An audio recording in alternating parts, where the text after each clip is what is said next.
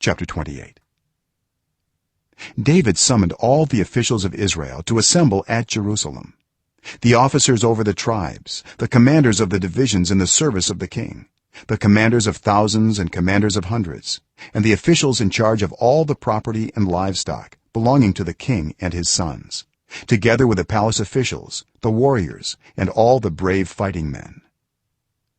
King David rose to his feet and said, "Listen to me, my fellow Israelites, my people. I had it in my heart to build a house as a place of rest for the ark of the covenant of the Lord, for the footstool of our God, and I made plans to build it. But God said to me, 'You are not to build a house for my name, because you are a warrior and have shed blood.' Yet the Lord, the God of Israel, chose me from my whole family to be king over Israel forever. He chose Judah as leader, and from the tribe of Judah he chose my family, and from my father's sons he was pleased to make me king over all Israel. Of all my sons, and the Lord has given me many, he has chosen my son Solomon to sit on the throne of the kingdom of the Lord over Israel. He said to me, 'Solomon, your son, is the one who will build my house and my courts, for I have chosen him to be my son, and I will be his father. I will establish his kingdom forever, if he is unswerving in carrying out my commands and laws, as is being done at this time.' So now I charge you in the sight of all Israel and of the assembly of the Lord, and in the hearing of our God, be careful to follow all the commands of the Lord your God, that you may possess this good land and pass it on as an inheritance to your descendants forever. And you, my son Solomon, acknowledge the God of your father, and serve him with wholehearted devotion and with a willing mind, for the Lord searches every heart and understands every desire and every thought. If you seek him, he will be found by you, but if you forsake him, he will reject you forever. Consider now, for the Lord has chosen you to build a house as the sanctuary. Be strong and do the work."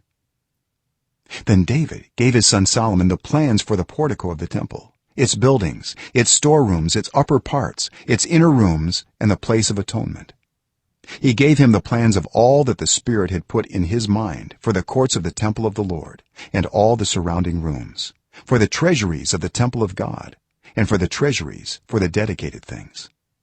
He gave him instructions for the divisions of the priests and Levites, and for all the work of serving in the temple of the Lord, as well as for all the articles to be used in its service.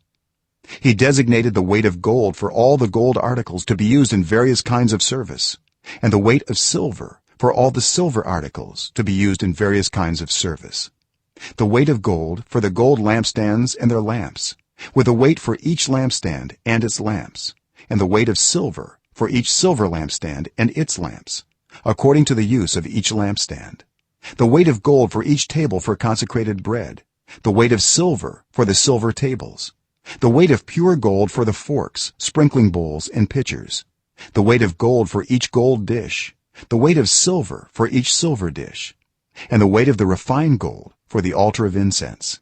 He also gave him the plan for the chariot, that is, the cherubim of gold that spread their wings and overshadow the ark of the covenant of the Lord. "All this," David said, "I have in writing as a result of the Lord's hand on me," and he enabled me to understand all the details of the plan. David also said to Solomon his son, "Be strong and courageous, and do the work.